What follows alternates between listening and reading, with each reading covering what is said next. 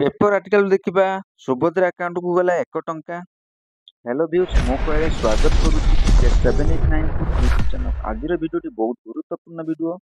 चलନ୍ତୁ पूरा खबर जानिबा पूर्व वीडियोटी भल लगे लाइक शेयर सब्सक्राइब करिए बेल आइकन दबाइए। सुभद्रा हिताधारकारी बैंक अकाउंट को आज परीक्षामूलक भाव 1 टंका लेखाएं पठा जाइछि। सुभद्रा योजना को स्वागत पाई आज भुवनेश्वर आयोजित होता विशाल पदयात्रा जोगदेवा अवसर में उपमुख्यमंत्री प्रभाती परिड़ा यह सूचना देइछन्ति। से कहते जे प्राथमिक भाव प्रधानमंत्री नरेंद्र मोदी जन्मदिन टंका हिताधारकारी अकाउंट को जीव। शेषयोग्य महिला हिताधारकारी पाखरे योजना न पहुंचा जाए रेजिस्ट्रेशन चलो।